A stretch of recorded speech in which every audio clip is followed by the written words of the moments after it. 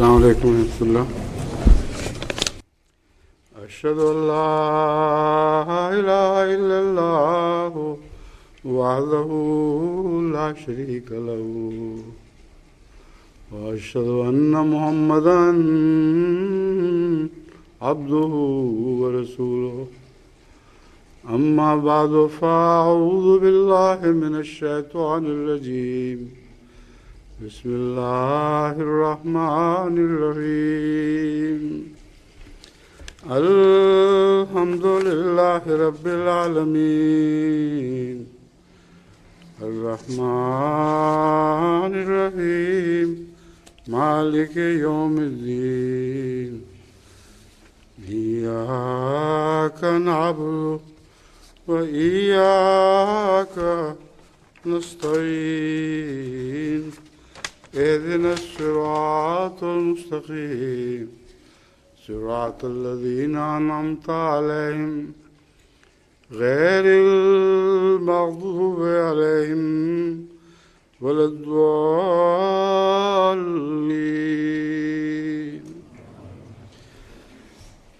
صفات باری تعالیٰ کا مضمون چل رہا ہے اور آج میں نے نسبتاً چھوٹے خطبے کے لیے مواد اکٹھا کیا ہے اور صرف سورہ البقرہ کی وہ آیات اخذ کی ہیں جن میں اللہ تعالیٰ کے رحیم ہونے کا ذکر آتا ہے، اور ان آیات پر غور کرنے سے رحیمیت کے مختلف معنی انسان پر کھلتے چلے جاتے ہیں.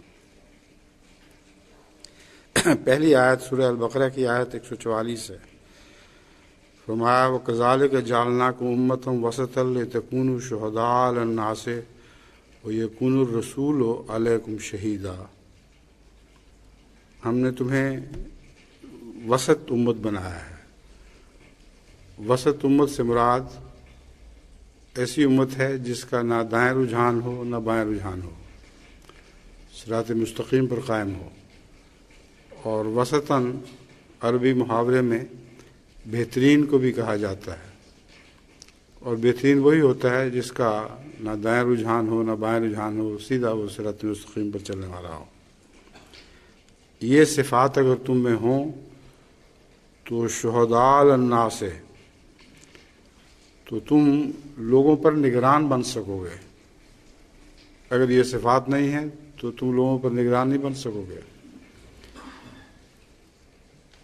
وَيَكُونَ الرَّسُولُ عَلَيْكُمْ شَهِيدًا، اور رسول تم پر نگران ہوگا.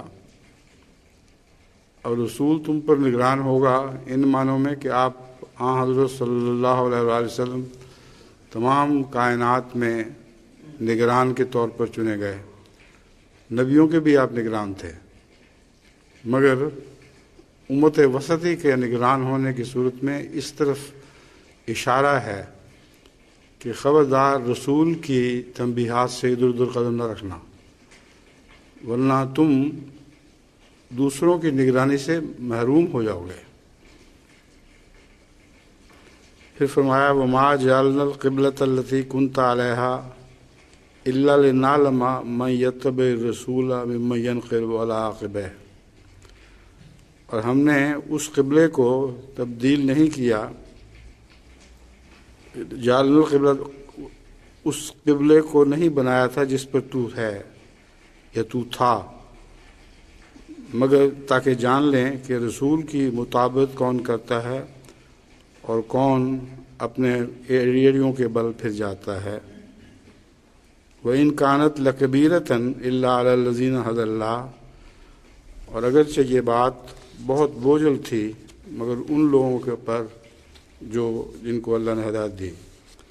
وَمَا كَانَ اللَّهُ لِيُضِيعَ إِيمَانَكُمْ إِنَّ اللَّهَ بِالنَّاسِ لَرَءُوفٌ رَحِيمٌ. اور اللہ تعالیٰ یہ نہیں چاہتا کہ تمہارے ایمانوں کو ضائع فرما دے.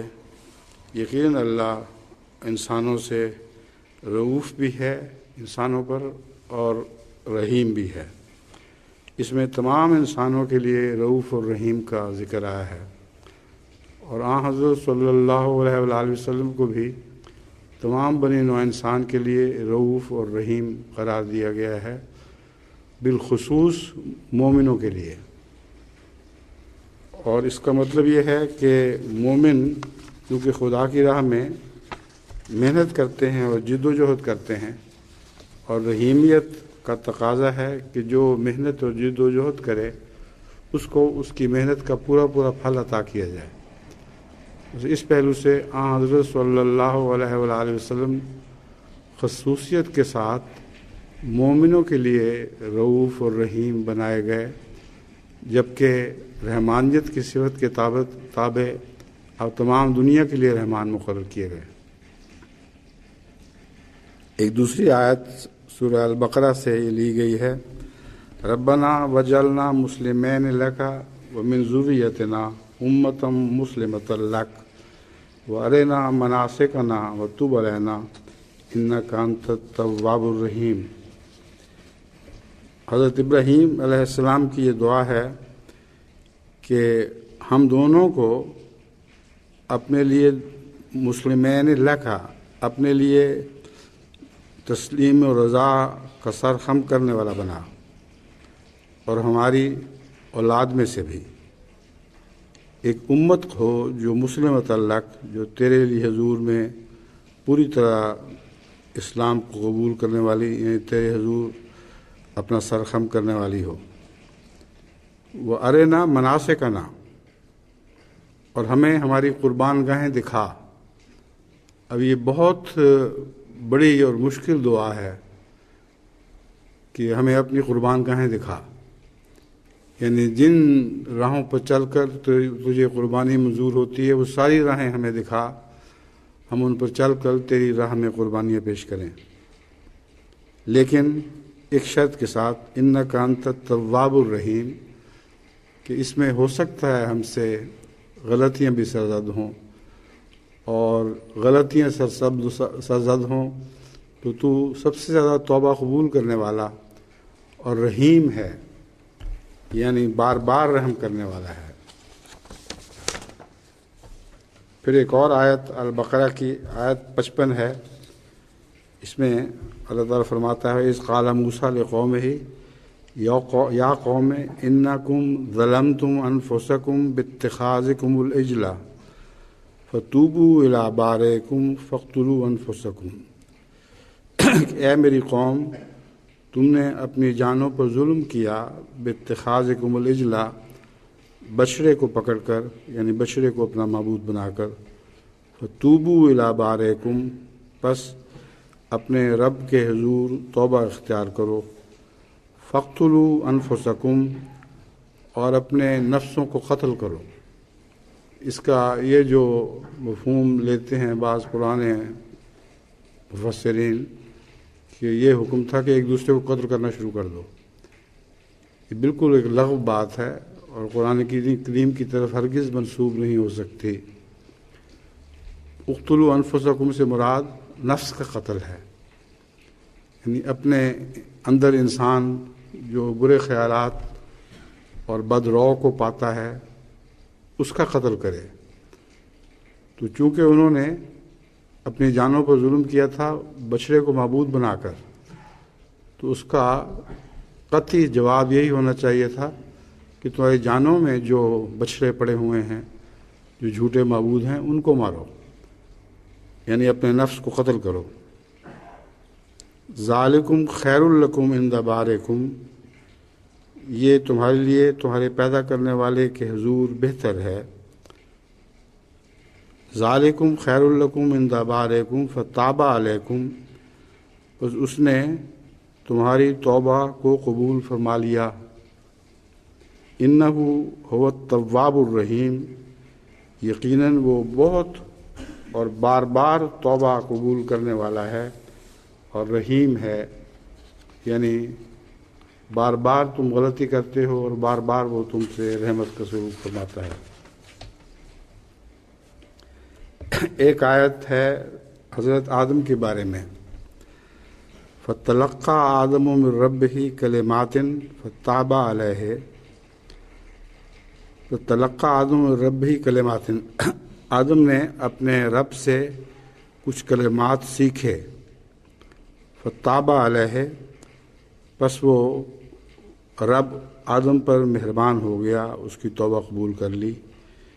انہ هو التواب الرحیم، یقیناً وہ بہت زیادہ توبہ قبول کرنے والا اور بار بار رحم فرمانے والا ہے۔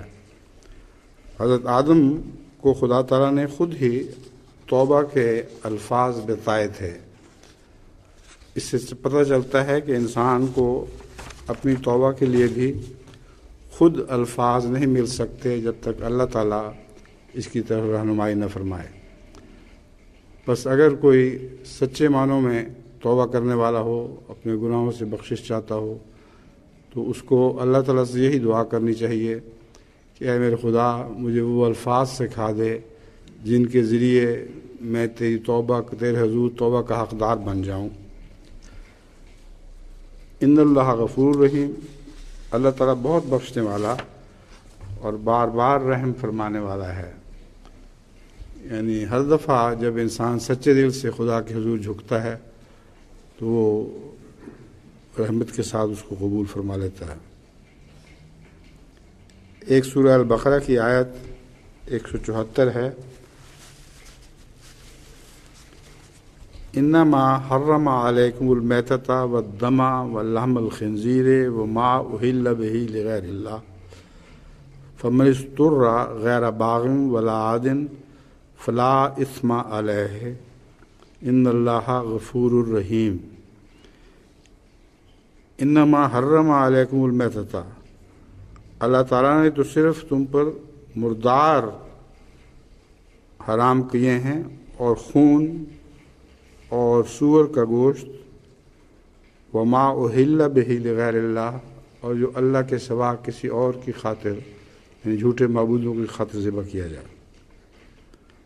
فمن اضطر غیر باغ، لیکن اگر کوئی بھوک سے سخت مجبور ہو جائے اور اس کا دل نہ چاہتا ہو کہ وہ حرام کی طرف جھکے، ولا عادن، اور اس میں پھر کھانے میں زیادتی بھی نہ کرے، صرف جان بچانے کے لیے کچھ اس کو کھانا ہو اتنا ہی کھائے، ان اللہ غفور الرحیم، تو اللہ تعالیٰ کو بہت بخشنے والا اور بار بار رحم کرنے والا پائے گا۔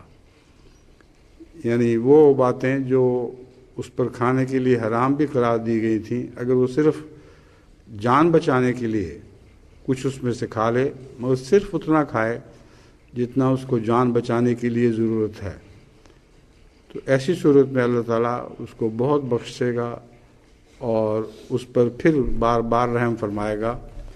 تو یہ رحیمیت کے مختلف معنی قرآن کریم کی مختلف آیات سے ظاہر ہوتے چلے جاتے ہیں۔ ایک آیت چھوٹی سی ہے، وَإِلَٰهُكُمْ إِلَٰهٌ وَاحِدٌ لَا إِلَٰهَ إِلَّا هُوَ الرحمن الرحیم، کہ تمہارا معبود ایک ہی معبود ہے، کوئی معبود نہیں مگر وہی رحمان اور رحیم۔ اب رحمانیت کے دعوے تو اللہ تعالیٰ نے بن مانگے سب کچھ دیا، ساری کائنات بنائی، انسان کا کوئی وجود بھی نہیں تھا، اور اس کے بعد وہ اس کو بھول نہیں گیا، یعنی اس کے رحم نے تکرار کی ہے اور بار بار اس نے رحمت فرمائی ہے، اور یہ سلسلہ جاری و ساری ہے۔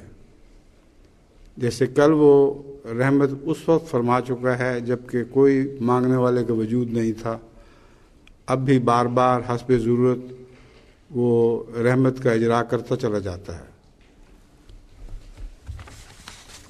ایک اور آیت ہے البقرہ، آیت 160 161، دو آیات ہیں۔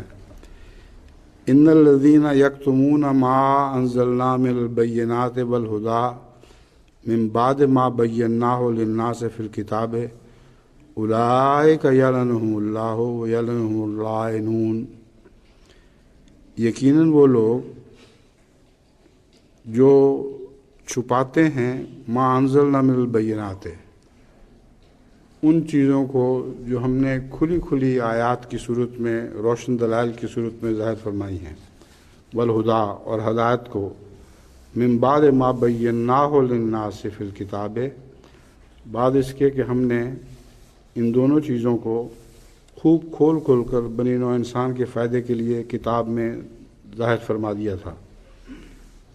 یہی وہ لوگ ہیں یلعنہم اللہ و یلعنہم اللاعنون، کہ ان پر اللہ کی لعنت ہوگی اور اللہ ان پر لعنت فرمانے کے علاوہ لعنت کرنے والے ان پر لعنت کرتے چلے جائیں گے۔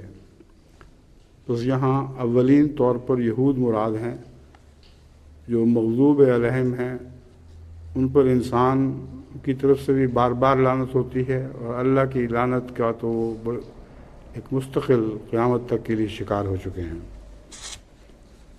ہاں مگر انصاف کا تقاضا ہے کہ ان میں سے بھی جو توبہ کر لیں ان کی توبہ قبول ہو جائے۔ یعنی قیامت تک سے یہ مراد نہیں ہے کہ سب کو یکساں ایک ہی لاٹھی سے ہانکا جائے گا۔ الا الذین تابوا واصلحوا، ہاں وہ لوگ جنہوں نے توبہ کی اور اصلاح کی، بینوا، اور خوب کھول لیا معاملے کو۔ پہلے بینات اور ہدا سے ہٹنے والے لوگ تھے، اب انہوں نے خوب کھول کھول کر ہدایت کی بات کو غلطی کی بات سے الگ کر دیا۔ فَأُولَٰئِکَ أَتُوبُ عَلَیْہِم، بس یہی وہ لوگ ہیں جن پر میں توبہ کے ساتھ رجوع کرتا ہوں، جن کی توبہ کو میں قبول فرماتا ہوں۔ وَأَنَا التَّوَّابُ الرَّحِيمُ، اور میں بہت توبہ قبول کرنے والا اور بار بار رحم کرنے والا ہوں۔ بس یہود جن پر خدا کی اور بنی نوع انسان کی لعنت ڈالی گئی تھی، قرآن کریم کے انصاف کا حال دیکھیں کہ کس طرح ان میں سے بھی مستثنا کر دیے ان لوگوں کو جو کسی وقت بھی توبہ کر لیتے ہیں، اور پھر وہ اللہ کو ایسا پائیں گے کہ ان پر وہ بار بار رحم فرماتا ہے۔ یہ چند آیات سورہ البقرہ سے لی گئی تھیں، اور اب میں احادیث لیتا ہوں جو اسی مضمون کے مختلف صورتوں میں وضاحت کے ساتھ پیش کرتی ہیں۔ ایک روایت بخاری کتاب البیوع میں حضرت ابو ہریرہ کی مروی ہے کہ رسول اللہ صلی اللہ علیہ وسلم نے فرمایا، اللہ تعالیٰ فرماتا ہے کہ 3 قسم کے لوگ ایسے ہیں جن سے قیامت کے روز میں سخت باز پوچھ کروں گا۔ ایک وہ جس نے میرے نام پر کسی کو بنا دی، پھر غداری یا دھوکہ بازی کی۔ اللہ کے نام پر پناہ دینے کے بعد پھر دھوکہ کرنا بہت بڑا گناہ ہے، کیونکہ وہ اللہ کی حفاظت میں آ جاتا ہے یہ سمجھ کر کہ اس شخص نے امان دے دی ہے، تو ایسے شخص پر اللہ تعالیٰ بہت ناراض ہوگا اور قیامت کے دن اس کی سخت باز پرس ہوگی۔ دوسرا وہ شخص جس نے کسی آزاد کو پکڑ کر بیچ دیا اور اس کی قیمت لے کر کھا گیا۔ اب دیکھیے مسلمانوں پر تو بہت اعتراض کیا جاتا ہے مستشرقین کی طرف سے کہ انہوں نے غلامی کو جاری کیا، حالانکہ قرآن کریم میں جس طرح غلامی کو ختم کیا ہے اور بار بار آزاد کرنے کا حکم دیا ہے، اس کی کوئی مثال کسی الہی کتاب میں اس سے پہلے نظر نہیں آتی۔ اس کثرت سے غلاموں کو آزاد کرنے کا حکم ہے کہ ایک موقع پر ایک صحابی نے 60,000 غلاموں کو، یعنی مسلمان غلام نہیں تھے بلکہ غیروں سے خرید کر ان کو آزاد کر دیا تھا۔ تو ان پر اعتراض ہے، جبکہ خود یہ جتنے ویسٹ انڈیز اور امریکہ میں کالے آباد ہوئے ہیں، یہ اکثر غانا سے پکڑ کے قید کر کے ان کو زنجیروں میں باندھ کر بھجوایا جاتا تھا وہاں، اور اسی طرح بعض دوسرے افریقی ممالک سے بھی ان کو پکڑ کے باہر اپنی نوآبادیات میں بھجوا دیا جاتا تھا اور ان سے ظالمانہ اور مفت کام لیا جاتا تھا۔ اور جن جہازوں میں وہ جاتے تھے وہاں اس طرح قید ہوتے تھے کہ بلیک ہول بھی اس کے سامنے کوئی چیز نہیں۔ نہایت ہی ظالمانہ طریق پر ان کو چھوٹے چھوٹے کمروں میں ٹھونس دیا جاتا تھا۔ تو فزیشین ہیل تھائی سیلف والی بات ہے کہ یہ بنی نوع انسان کو غلامی سے نجات دلانے والے لوگ اپنے گریبان میں بھی منہ ڈال کے دیکھیں کہ انہوں نے کتنے ظلم کیے ہوئے ہیں، اور ایک پوری دنیا ہے امریکہ کی، نارتھ امریکہ اور ساؤتھ امریکہ کی، جس میں کالوں کو اپنا مظلوم غلام بنا کر رکھا گیا۔ اور اب جو آزادی کی لہر چلی ہے اس میں بھی ان کے ساتھ لازماً دوسرا سلوک ہوتا ہے بے رحمی کا، یعنی ان کو ہر اعلیٰ تعلیم میں اوپر آنے سے کئی بہانوں سے روک دیا جاتا ہے، اور سیاست میں غلبے سے روک دیا گیا ہے، حالانکہ وہ بڑی بھاری تعداد میں وہاں موجود ہیں۔ دکھاوے کے طور پر چند صورتیں آپ کو دکھائی دے دیں گی، مگر اکثر محض دھوکہ ہے، اسی لیے وہاں بڑا شدید رد عمل پایا جاتا ہے۔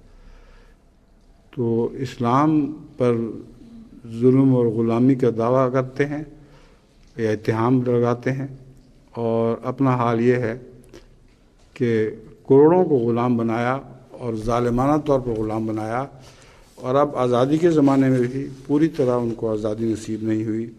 یہی وجہ ہے کہ بار بار کالوں کی طرف سے موومنٹ چلتی ہیں بغاوت کی، اور جتنی موومنٹس چلتی ہیں اس سے ان کو الٹا نقصان بھی ہوتا ہے، گویا ان کو بھی یہ ہوا دیتے ہیں کہ ایسی موومنٹس چلائیں اور ہم سے ٹکرائیں اور ہم ان کو پھر بہانہ رکھ کر ماریں۔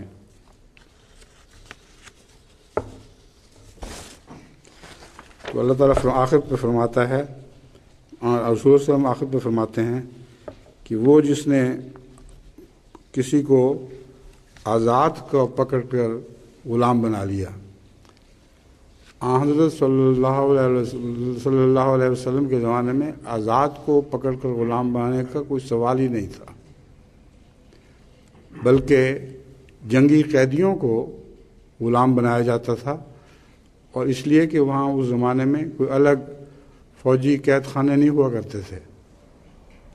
یہ تو ہو ہی نہیں سکتا تھا کہ ان کو قیدیوں کو معاشرے کو تباہ کرنے کے لیے آزاد چھوڑ دیا جاتا، اس مجبوری سے ان کو گھروں میں تقسیم کیا گیا تھا، ورنہ آزاد کو غلام بنانے کا کوئی ایک سند بھی حضرت صلی اللہ علیہ وسلم سے نہیں ملتی۔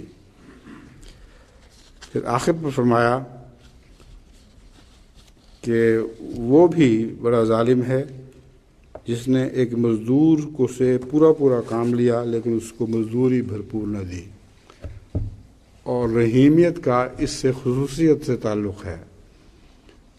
جو لوگ مزدور سے کام تو لیتے ہیں، اس کی بھرپور محنت کا فائدہ تو اٹھاتے ہیں، لیکن اس کو مزدوری پوری نہیں دیتے، یہ بھی بڑا ظلم کرنے والے لوگ ہیں۔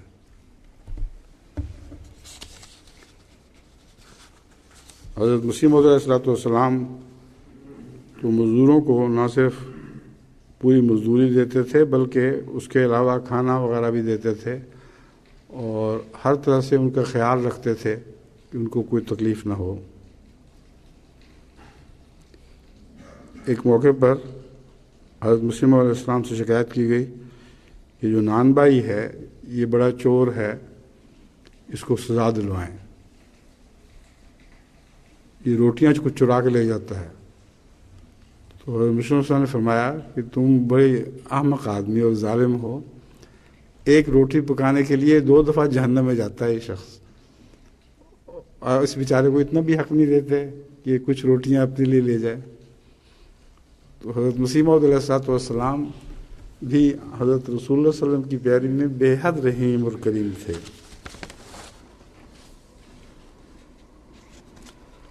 اب حضرت مسیح موعود علیہ السلام اس آیت کا ترجمہ کرتے ہیں، ان الذین آمنوا والذین ہاجروا وجاہدوا فی سبیل اللہ اولئک یرجون رحمت اللہ واللہ غفور الرحیم۔ یہ ترجمہ چونکہ حضرت مسیح موعود علیہ السلام کا ہے، میں آپ ہی کے الفاظ میں آپ کے سامنے رکھتا ہوں۔ یقیناً وہ لوگ جو ایمان لائے، اور وہ لوگ، یہ ترجمہ تو میں نے کیا ہوا تھا، یہ اس کے بعد آئے گا ہمیشہ کا ترجمہ، یعنی جو لوگ ایمان لائے اور خدا کے لیے وطنوں سے یا نفس پرستیوں سے جدائی اختیار کی۔ اب میں بار بار جماعت کو نصیحت کرتا ہوں کہ جب نکلے ہیں باہر تو محض دنیا کا معنی نیت نہ ہو، دنیا تو ویسے مل ہی جائے گی، مگر حقیقی طور پر اگر وہ خدا کی راہ میں نکلنے والے ہیں تو اس کا ایک ہی اس کی پہچان ہے، وہ یہ ہے کہ نفس پرستیوں سے جدائی اختیار کر لیں اور خدا کی راہ میں کوشش کریں اور خدا کی رحیمیت کے امیدوار ہوں، اور خدا غفور اور رحیم ہے، یعنی اس کا فیضان رحیمیت ضرور ان لوگوں کو شامل حال ہو جاتا ہے کہ جو اس کے مستحق ہیں۔ کوئی ایسا نہیں جس نے اس کو طلب کیا اور نہ پایا۔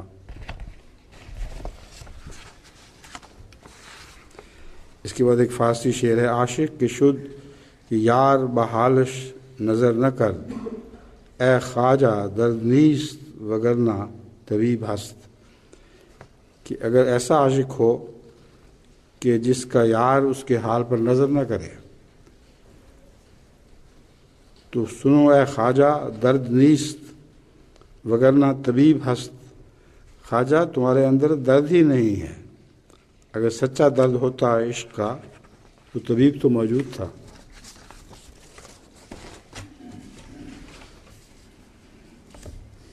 پھر ایک سورہ البقرہ کی آیت ہے، ثم افیضوا من حیث افاض الناس واستغفروا اللہ ان اللہ غفور الرحیم، پھر تم بھی وہاں سے لوٹو جہاں سے لوگ لوٹتے ہیں اور اللہ سے بخشش مانگو، یقین اللہ بہت بخشنے والا اور بار بار رحم کرنے والا ہے۔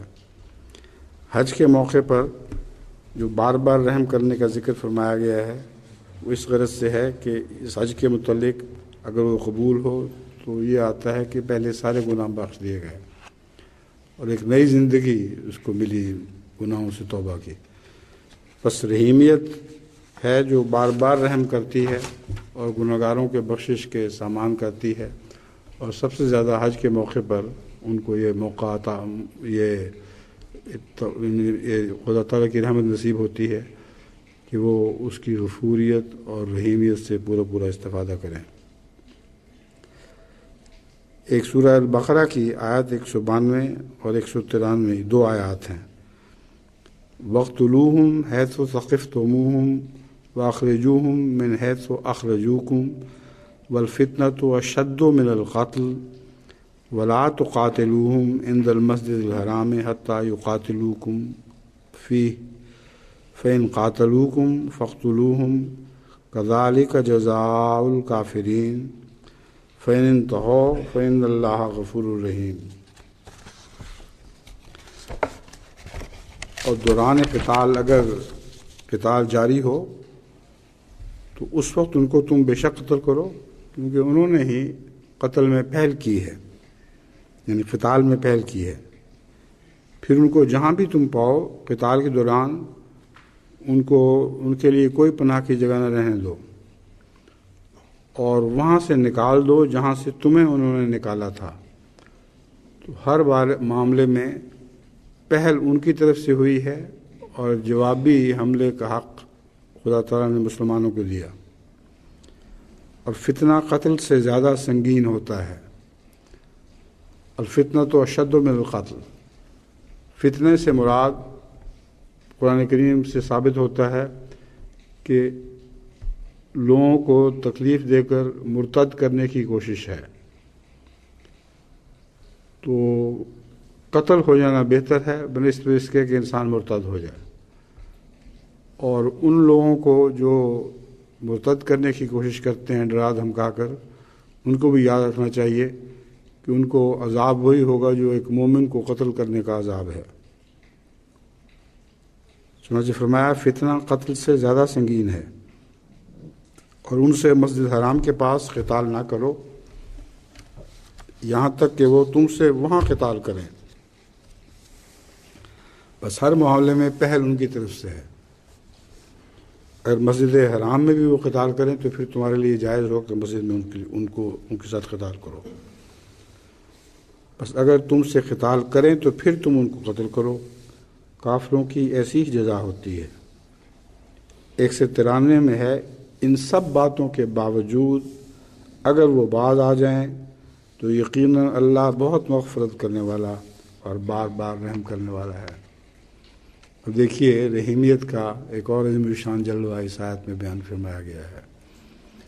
اتنے ظلم جو مذہبی آزادی چھیننے والے، گھروں سے نکالنے والے اور ہر طرح سے زبردستی مرتد کرنے والے مظالم تھے، ان کے باوجود اگر وہ باز آ جائیں تو پھر مغفرت کا سلوک کرو، اور یاد رکھو کہ اللہ تعالیٰ بار بار رحم کرنے والا ہے۔ اگر تم ان پر بار بار رحم کرو گے تو اللہ تعالیٰ ان پر بھی بار بار رحم فرمائے گا۔ اب میں حضرت اقدس مسیح موعود علیہ الصلوۃ والسلام کے بعض اقتباسات میں آپ کے سامنے پڑھ کے سناتا ہوں۔ فرمایا ہے، رحیمیت کو جو انسان کی دعا کو چاہتی ہے خاص انسان کے لیے مقرر فرمایا ہے۔ اب رحیمیت کو خاص انسان کے لیے مقرر فرمایا ہے۔ اب رحمانیت تو تمام جانداروں پر عام ہے، بلکہ پیدائش سے پہلے بھی رحمانیت کا اثر ہے۔ رحیمیت جانوروں کے لیے نہیں بلکہ انسانوں کے لیے خاص ہے۔ اگرچہ اس سے پہلے یہ ذکر گزر چکا ہے پچھلے خطبے میں کہ جن جانوروں سے کام لو ان کے ساتھ حسن سلوک کرو، یہ بھی رحیمیت کی ایک شاخ ہے، مگر اصلی رحیمیت جو ہے وہ انسان کے لیے ہے۔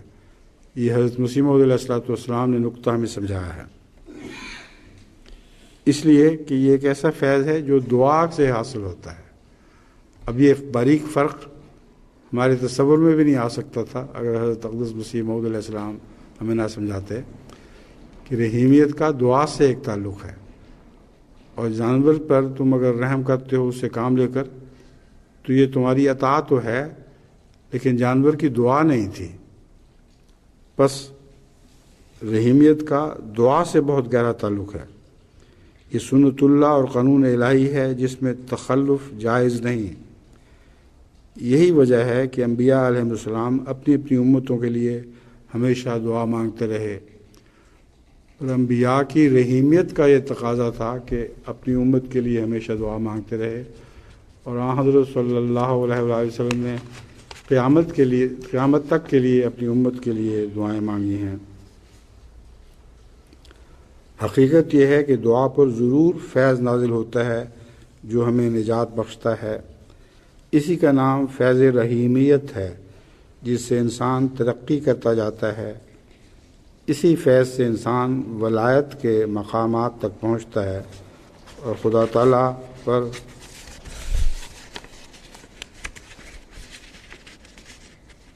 دو صفحے جڑ گئے ہیں آپس میں، خدا تعالیٰ پر یقین لاتا ہے کہ گویا آنکھوں سے دیکھ لیتا ہے۔ مسئلہ شفاعت بھی صفت رحیمیت کی بنا پر ہے۔ اب جو لوگ حضرت صلی اللہ علیہ وآلہ وسلم کی شفاعت کے دعوے دار ہیں، ان کو خوب سوچ لینا چاہیے کہ حضرت صلی اللہ علیہ وآلہ وسلم کی شفاعت بھی آپ کی رحیمیت کے بنا پر ہے۔ اگر ہم لوگوں کے لیے رحیم نہیں ہوں گے تو حضرت رسول اللہ صلی اللہ علیہ وسلم بھی ہمارے لیے رحیم نہیں ہوں گے، اور ہم لازماً ایسی صورت میں شفاعت سے محروم رہ جائیں گے۔ اللہ تعالیٰ ہمیں اس کی توفیق عطا فرمائے کہ ہم وہ سارے کام کریں جن سے محمد رسول اللہ صلی اللہ علیہ وسلم کی شفاعت ہمارے لیے مقرر ہو جائے، یعنی خدا کے نزدیک ہم اس کے اہل ٹھہریں۔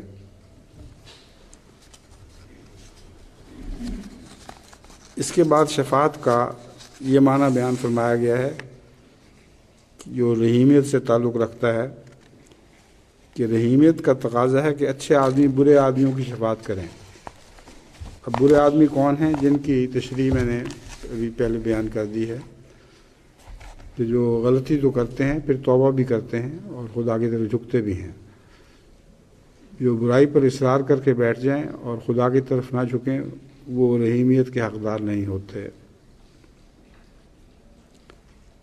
حضرت مسیح موعود علیہ الصلوۃ والسلام مزید فرماتے ہیں، جب ہمارے آقا سید المرسلین و خاتم النبیین محمد صلی اللہ علیہ وآلہ وسلم کا زمانہ آیا تو اللہ تعالیٰ کی پاک ذات نے ارادہ فرمایا کہ ان دونوں صفات کو ایک ہی شخصیت میں جمع کر دے، چنانچہ اس نے آن حضرت کی ذات میں آپ پر ہزاروں ہزار درود و سلام ہوں، یہ دونوں صفات جمع کر دیں۔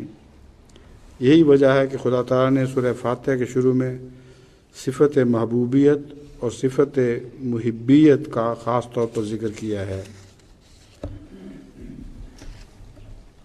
صفت محبوبیت اور صفت محبیت کا ذکر کہاں کیا، کیسے کیا، اس کی تشریح فرماتے ہیں تاکہ خدا تعالیٰ کے اس ارادے کی طرف اشارہ ہو، اور اس نے ہمارے نبی صلی اللہ علیہ وسلم کا نام محمد اور احمد رکھا۔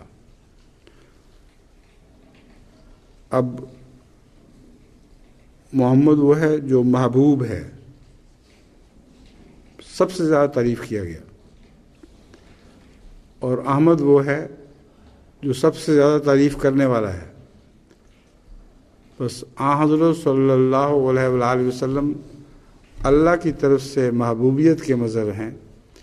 خدا نے آپ پر ایسا فضل فرمایا اور ایسی وہ آپ سے محبت کی کہ دنیا میں کبھی بھی کوئی شخص اس کی برابری ہمسری کا دعویٰ نہیں کر سکتا، نہ نبیوں میں سے نہ غیر نبیوں میں سے۔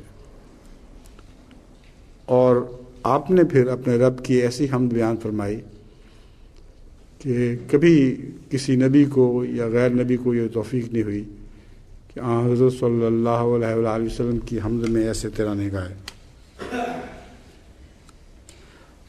اور یہ جو لیا ہے مضمون آپ نے رحمان اور رحیم سے لیا ہے۔ فرمایا اس آیت میں اپنا نام رحمان اور رحیم رکھا ہے۔ رحمان تو وہ ہے جس نے خالصتاً اپنے رحمانیت کے نتیجے میں، جس کا ایک معنی ہے بے انتہا رحم کرنے والا، حضرت صلی اللہ علیہ وآلہ وسلم کو اپنے رحم سے اتنا نوازا کہ اس جیسا رحم کبھی کسی پر نہیں کیا گیا۔ اور پھر رحیمیت کے تابع حضرت مسلم وسلم فرماتے ہیں، اشارہ اس بات کا ہے کہ ہمارے آقا فخر دو عالم صلی اللہ علیہ وسلم کے علاوہ اور کوئی جامع وجود نہیں جس میں یہ دونوں صفات باری تعالیٰ اکٹھی کر دی گئی ہوں، یعنی رحمانیت کے تابع آپ محمد بنائے گئے ہوں اور رحیمیت کے تابع احمد بنائے گئے ہوں۔ اب رحیمیت کا تقاضا یہ ہے کہ جس نے رحمان بن کر بے انتہا فضل فرمائے ہیں اس کا بار بار ذکر کرتا چلا جائے، اور رحیمیت میں یہ بار بار کا ذکر شامل معنی ہے۔ بس رحیمیت کا ایک معنی یہ بھی بنا کہ ہم اپنے رب کا بار بار ذکر کرتے چلے جائیں، اور صرف ایک ذکر ہمارے لیے کافی نہ ہو بلکہ ہمیشہ زندگی بھر اللہ تعالیٰ کا ذکر کرتے چلے جائیں۔ پروردگار دو عالم کے فضل سے ان دونوں صفات کی طرح دو نام دیے گئے ہیں، جن میں سے پہلا محمد ہے اور دوسرا احمد ہے۔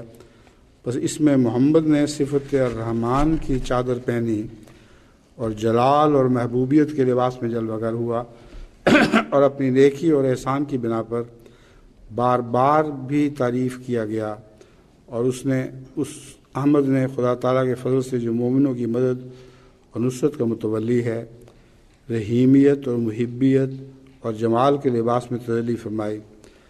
بس ہمارے نبی صلی اللہ علیہ وسلم کے دونوں نام محمد اور احمد ہمارے رب محسن کی دونوں صفتوں رحمان اور رحیم کے مقابلے میں منعکسہ صورتوں کی طرح ہیں، جن کے دو مقابل کے جیسے دو کے مقابل کے آئینے ظاہر کرتے ہیں۔ یعنی تمام تر رخ حضرت صلی اللہ علیہ وسلم کا اپنے رب کی طرف تھا، اور آپ نے جس شان سے اپنے رب کی حمد کے ترانے گائے، اللہ تعالیٰ نے اسی طرح آپ کی حمد کو بھی بیان فرمایا۔ تو بعض پہلوؤں سے محمد بن گئے، بعض پہلوؤں سے احمد بن گئے، اور جیسے شیشے میں تصویریں لامتناہی ہو جاتی ہیں، اسی طرح آپ کا یہ چہرہ خدا کے حضور ایک لامتناہی حسن اختیار کر گیا۔ یعنی جب کبھی وہ اپنے محمد کے طور پر اپنے رب سے فیض پایا، کبھی احمد کے طور پر اپنے رب کے گیت گائے۔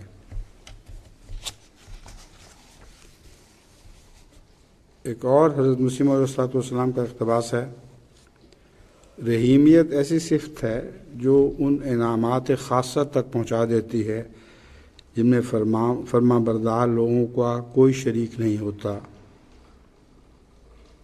رحیمیت ایسی صفت ہے جو ان انعامات خاصہ تک پہنچا دیتی ہے جن میں فرما بردار لوگوں کا کوئی شریک نہیں ہوتا۔ اللہ تعالیٰ کا عام انعام انسانوں سے لے کر سانپوں اژدہاؤں تک کو اپنے احاطے میں لیے ہوئے ہے، یہ رحمانیت کا انعام ہے۔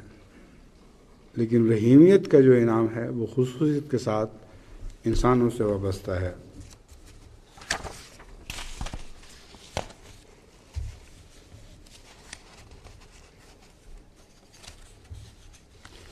ایک لمبی حدیث ہے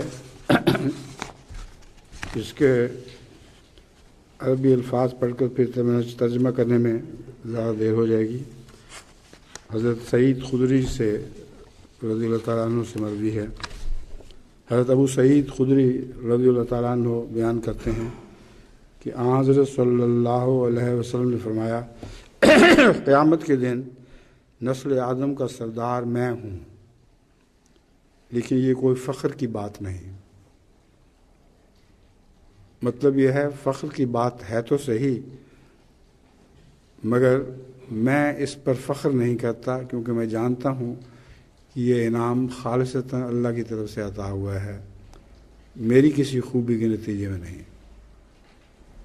حالانکہ سب سے زیادہ خوبیاں آپ کو اللہ تعالیٰ نے عطا کی تھیں، اور وہی خوبیاں منعکس ہوئیں پھر، اور خدا تعالیٰ نے آپ سے ان خوبیوں کے بدلے پھر احسان کا سلوک فرمایا۔ تو میں نسل آدم کا سردار تو ہوں، لیکن یہ فخر کی بات میرے لیے نہیں، میں فخر کے طور پر تمہیں نہیں سنا رہا، بلکہ اللہ تعالیٰ کے احسان کے طور پر سنا رہا ہوں۔ حمد کا علم میرے ہاتھ میں ہوگا، یعنی قیامت کے دن سچی حمد کرنے والا اگر کوئی تھا تو محمد رسول اللہ صلی اللہ علیہ وسلم ہی ہوں گے، اور یہ جھنڈا آپ کو تھمایا جائے گا، اور اس پر مجھے کوئی فخر نہیں۔ یعنی فخر سے مراد فخر و مباحات ہے، یعنی دل تو ہم سے لبریز تھا، مگر بتانے کے لیے کہ میں جو تمہیں بتا رہا ہوں فخر کی خاطر نہیں، بلکہ اللہ تعالیٰ کے احسانات کے اظہار کی خاطر بتا رہا ہوں۔ آدم اور اس کے علاوہ دوسرے تمام نبی بھی اس دن میرے جھنڈے تلے جمع ہوں گے، اور میں وہ پہلا انسان ہوں گا جس پر سے قبر کو پھاڑا جائے گا، یعنی سب سے پہلے میں اٹھایا جاؤں گا، اور اس پر بھی مجھے کوئی فخر نہیں۔ اب بعض لوگوں نے ایک حدیث کو پکڑا ہے جس میں بظاہر یہ معلوم ہوتا ہے کہ جب اٹھیں گے تو حضرت موسیٰ پہلے اٹھ چکے ہوں گے، مگر وہ اس حدیث کے مفہوم کو ہرگز نہیں سمجھے۔ یہ حدیث بالکل قطعی اور واضح ہے کہ جب میں قیامت کے دن اٹھایا جاؤں گا تو کوئی اور ذی روح نہیں اٹھایا جائے گا، کسی کی روح کو زندگی نہیں بخشی جائے گی دوبارہ زندگی، سوائے میرے جو میں سب سے پہلا ہوں گا، اور تمام بنی نوع انسان میرے جھنڈے تلے جمع ہوں گے۔ اور یہ میں کسی تفاخر اور اظہار فخر کے طور پر نہیں کہہ رہا۔ فرمایا، لوگوں پر خوف کی 3 گھڑیاں آئیں گی، اس وقت وہ آدم کے پاس جائیں گے اور کہیں گے کہ آپ ہمارے باپ ہیں، اپنے رب کے پاس ہماری شفاعت کیجیے۔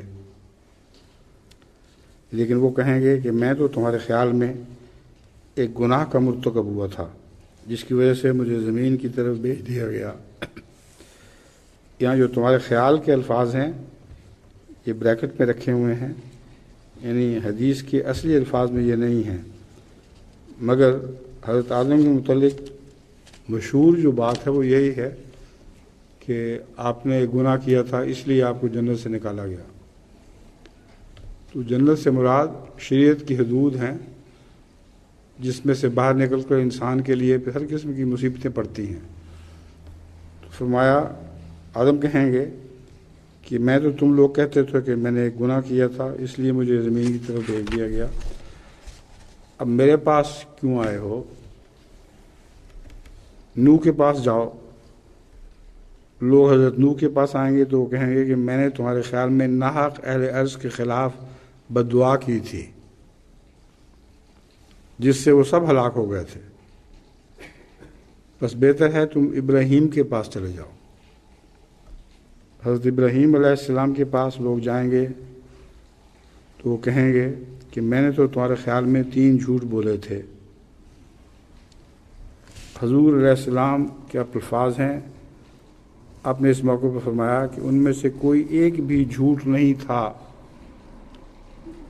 یہ مفسرین نے یا بعد کے آنے والوں نے آپ کی طرف منسوب کر دیا کہ جھوٹ تھے، اگر ان کی حقیقت پر غور کیا جائے تو ہرگز جھوٹ نہیں تھا، صرف اللہ تعالیٰ کے دین کی خدمت کے سلسلے میں چند تدابیر تھیں۔ بہرحال ابراہیم لوگوں کو جواب دیں گے کہ تم موسیٰ کے پاس جاؤ۔ لوگ موسیٰ کے پاس آئیں گے تو وہ کہیں گے کہ میں نے تو تمہارے خیال میں ایک شخص کو ناحق قتل کر دیا تھا۔ اب تمہارے خیال میں کہ الفاظ بریکٹ میں رکھے ہوئے ہیں، یہ حدیث کے نہیں ہیں، لیکن واقعتاً آپ نے ناحق ایک شخص کو قتل کر دیا تھا، یہ تو قرآن کریم سے ثابت ہے۔ تم عیسیٰ کے پاس جاؤ۔ لوگ عیسیٰ کے پاس آئیں گے، وہ کہیں گے کہ مجھے تو اللہ کو چھوڑ کر معبود بنا لیا گیا تھا، تم محمد صلی اللہ علیہ وسلم کے پاس جاؤ۔ آپ نے فرمایا اس پر وہ میرے پاس آئیں گے، میں ان کے ساتھ جاؤں گا، پوچھا جائے گا کون ہے، جواب دیا جائے گا محمد صلی اللہ علیہ وسلم، بس وہ میرے لیے دروازہ کھول دیں گے اور مجھے خوش آمدید کہیں گے، میں سجدے میں گر جاؤں گا، اور اس وقت اللہ تعالیٰ مجھے اعلیٰ درجے کی حمد و ثنا الہام کرے گا، تب مجھے کہا جائے گا کہ اپنا سر اٹھاؤ اور مانگو، تمہیں دیا جائے گا، شفاعت کرو، تمہاری شفاعت قبول کی جائے گی، کہو تمہاری بات سنی جائے گی، اور یہی وہ مقام محمود ہے جس کے بارے میں اللہ تعالیٰ نے فرمایا ہے کہ قریب ہے کہ اللہ تعالیٰ تجھے مقام محمود پر فائز کر دے۔